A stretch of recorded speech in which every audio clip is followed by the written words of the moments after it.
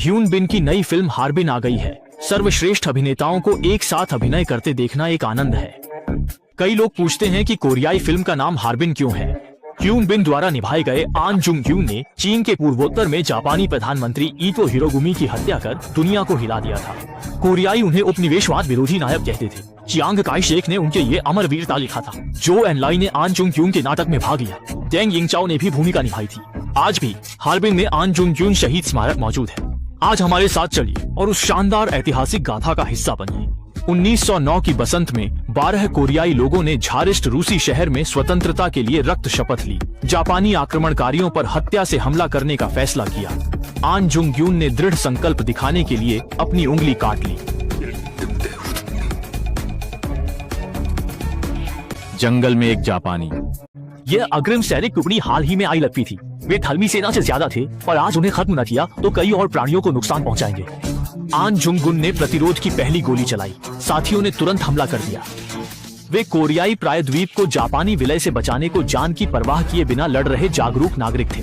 वे बर्फीली कीचड़ में शौर्य से लड़ रहे थे। हाड़ कंपाने वाली ठंड उनके गालों को काट रही थी और बर्फ के कारण वातावरण और कठोर हो गया था। पर योद्धा नहीं डरे। उनके फटे पुराने सूती कपड़े कीचड़ में भीग गए थे। हाथ पैर जम गए थे पर जुनून कम नहीं हुआ।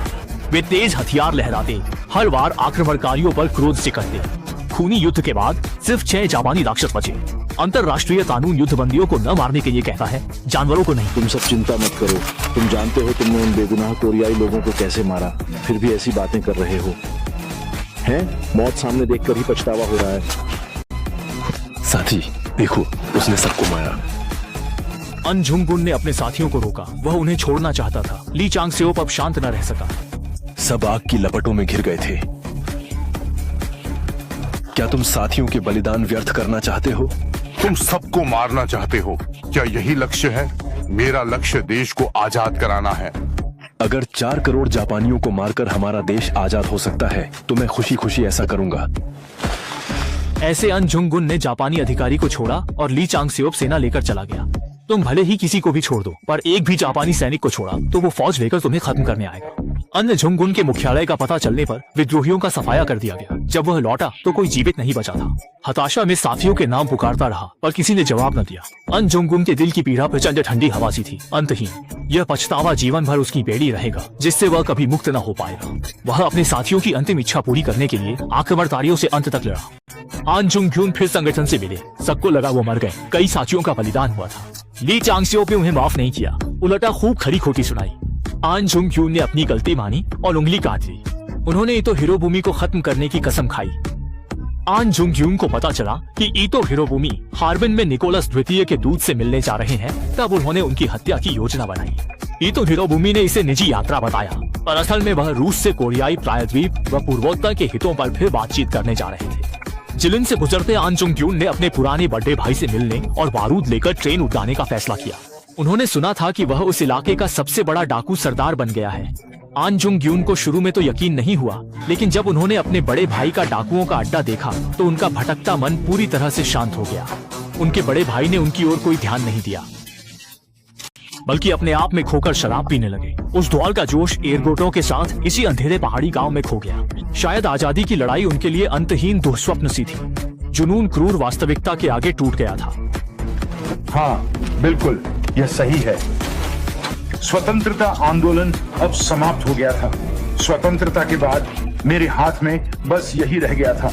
बड़े भाई की दाईं आंख की तरह उन्हें कोई उम्मीद नहीं दिख रही थी, पर सबको हैरान करते हुए उन्होंने बारूद आन जुंगुन को दे दिया। शायद वो इस अराजक माहौल में एक नया रास्ता बना सके। लेकिन हमले के दिन जासूसों ने दरवाजे को घेर लिया था। उन्हें पहले से खबर कैसे मिली ये कोई नहीं जानता था। सबको भी गड़बड़ लगने लगी थी। ली चांग सेओप ने आन जुंगुन के साथ 2 रास्तों से घेराबंदी तोड़ना तय किया। वो दुश्मन को रोकता और आन जुंगुन साथियों को बचाकर। दोनों तरफ घमासान लड़ाई छिड़ गई। घोड़ा गाड़ी शहर में घुसते ही मोरी ने पीछे से हमला किया और गाड़ी वहीं टुकड़े टुकड़े होकर ट्राम से टकराकर उड़ गई। इस अफरा तफरी में आन जुंगुन बच निकले और ली चांग सेओप नहीं। उसे जासूसों ने घेर लिया था। अगर वह किमकू का ठिकाना बता देता तो वे उसकी जान बख्श देते। अगर आन जुंग ह्यून ने न रोका होता तो ली चांग सेओप ने मोरी को गोली मार दी होती और यह किसान और सांप नहीं होता।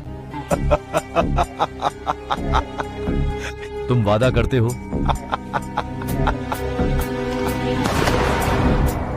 इस हत्या के प्रयास की नाकामी असल में शुरुआत से ही तय थी। निकलने से पहले उन्होंने जापानी पहचान का जालसाजी करवाई थी। वे योजना बना ही रहे थे, तभी जापानी सैनिक आ गए। उनके नेता साड़ा ने दस्तावेज मांगे। अन्य 3 के तो ठीक थे, लेकिन आन जुंग ग्यून पर साड़ा ने बाधा डाली और उनके पूर्वजों के बारे में पूछताछ करने लगा। खुलासा होते देख साथियों ने जापानी सैनिकों पर हमला कर दिया। लड़ाई में वो डोंगजे ट्रेन से गिरा, जीवन मृत्यु अनिश्चित। बाकी साथी अराजकता में बिखर गए। कुछ दिनों बाद वे मिले। किस्मत से कोई हताहत नहीं हुआ, यहाँ तक कि लाओ वो भी जिंदा लौट आया। उसने देर से आने का कारण गलत ट्रेन बताया, लेकिन ली चांगक्सी को शक हुआ। तो तुम ऐसे ही जीते आए हो। तुम्हारे पैर में चाकू है, तुम्हें अंदाजा भी नहीं कि तुम कितने खतरे में हो। वो डोंगजाई के गिरने के बाद मुमकिन है जापानी उसे गिरफ्तार कर चुके हों। परिवर्तनशीलता अधिक होने से ली चांगक्सी नहीं चाहते थे वे इस अभियान में हिस्सा लें, और आन जोंगन अपने साथी सैनिक पर गलत आरोप नहीं लगाना चाहते थे, क्योंकि ली चांगक्सी के पास केवल अनुमान पर आधारित कोई आधार नहीं था। तुम बहुत भोले हो, इसलिए दुश्मन के जनरल को तुमने जाने दिया। अरे जंगगुन, स्वतंत्रता आंदोलन पड़ोस के दोस्तों के लिए सिर्फ एक बच्चों का खेल नहीं है। होश में आओ। जिनहाई व वू डोंगजाई शराब पीकर बातें कर रहे थे। अनशन की लड़ाई में जिनहाई ने उसकी जान बचाई थी। वो डोंगजाई यह भूला। जब बात छिड़ ही गई, जिनहाई ने वो डोंगजाई से मदद मांगी। वो डोंगजाई मान गया, हालांकि बात क्या थी वह नहीं जानता था। जिनहाई के पास और भी गहरे रहस्य थे। ईतो हिरोबुमी की हत्या वाली ट्रेन में आन जोंगन ने जाना उसका साथी दुश्मन से मिल गया था। यह ऐसा है जैसे प्रियजन धोखा दे रहा हो। विश्वास नहीं हुआ, साथी सैनिक दुश्मन का गद्दार निकला। कुछ दिन पहले जिनहाई ट्रेन से गिरकर लापता हो गया और पकड़े जाने के बाद उसे गैस जेल में डाल दिया गया। एक बार कोई यहाँ आ जाए तो जापानी सैनिकों की यातना सहने में असमर्थ होता है। अंत में जिनहाई ने धोखा दिया, पूरे अभियान का मार्ग बताकर। इनाम में मोरी ने जिनहाई को एक स्टेक दिया और उसे खाने का हुक्म सुनाया। मरने का डर इंसान की फितरत है, जीना सबसे अहम है। भय, पछतावे, दर्द में जिनहाई ने पहली बार खून वाला बीफ खाया। अभियान की सफलता हेतु आन जोंगकुन ने 2 खास स्थान तय किए। हार्बिन दक्षिण में साइजियागो स्टेशन ईतो हिरोबुमी का अनिवार्य मार्ग था। कमजोर सुरक्षा के कारण कार्यवाही आसान थी, जिसकी जिम्मेदारी जिनहाई व वू डोंगजाई की। आन जोंगकुन ने जिनहाई को चारा बनाकर दुश्मन को साइजियागो खींचने की योजना बनाई। जाने से पहले उसने वू डोंगजाई को सच्चाई बताई। ये ऑपरेशन तभी सफल होगा जब मैं वू यंग को बचाकर पकड़ूंगा। क्या तुम उसे चारा बनाओगे? क्या तुम ये कर पाओगे? जिनशेंग, अब क्या किया जाए? उसे पहले कैसे खत्म किया जाए, यही तो सवाल है। वू ने कभी सोचा न था क्रांति से विश्वासघात जिनहाई करेगा। जिसने जान बचाई थी उसे गोली मारना चाहता था। साफ है जिनहाई भी बहुत दुखी था, उसे अपनी कमजोरी से नफरत थी। वो हाथ न उठा सका। जापानी सैनिक उन्हें घेरने आ गए। माओली सोचा आन जुंगक्यून को पकड़ लेगा, पर खुद भटकाने की चाल में फंस गया। एक तरह से जिनहाई के विश्वासघात ने आन जुंगक्यून को समय दिया।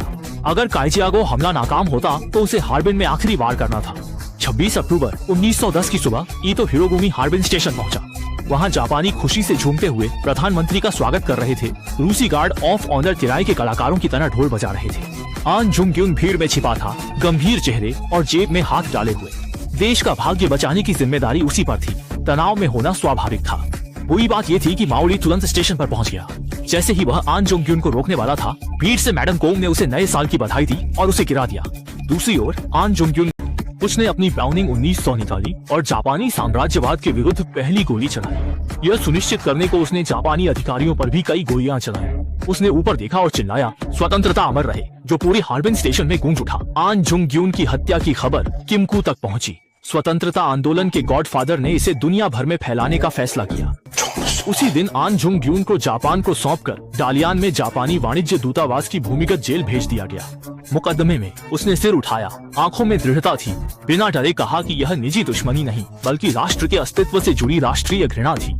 उसने ईतो हिरोबुमी के कई अपराध गिनाए। एशियाई देशों पर आक्रमण, निर्दोषों को नुकसान, भेड़िया जैसी महत्वाकांक्षा उसे मारना ही। आन जुंगक्यून की बातें इतनी अकाट्य थीं कि जज के पास भी कोई जवाब नहीं था। पर फिर भी एन जंगक्यून मौत के साए से बाहर नहीं निकल पाए। 26 मार्च 1910 को उन्होंने जेल में शहादत दी। माओली बचकर फिर जिंदा हो गया। उसने जिनहाई से आजादी के एक बड़े आदमी को निशाना बनाया। पहले से अलग जिनहाई, जो उसके बगल में बैठा था, खामोश था, बस चुपचाप बैठा रहा, जैसे किसी गहरी सोच में डूबा हो। और इस बार उसने कोई हरकत नहीं की।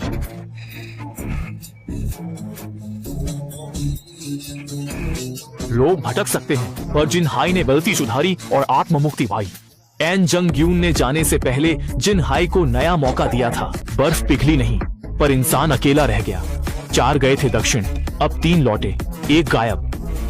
वे अब रात के तारे बन गए हैं, जो आगे का रास्ता रोशन करते हैं। पर अफसोस ईतो हिरोबुमी की मौत से कोरिया की स्थिति नहीं बदली, बल्कि जापानियों ने 6 महीने में ही पूरे कोरिया पर कब्जा कर लिया। असल में ईतो हिरोबुमी सैन्य दबाव में थे और वे उन पर विलय योजना लागू करने का जोर दे रहे थे। हत्या ने इसे बस तेज किया।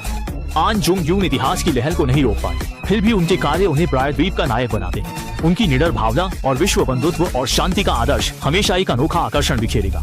आज आन जुंग यून शहीद स्मारक हार्बिंग रेलवे स्टेशन के दक्षिण प्रवेश द्वार पर है। यदि आप वहां से गुजरे तो रुककर 100 साल पुराने युद्ध के अतीत की कहानियां सुन सकते हैं।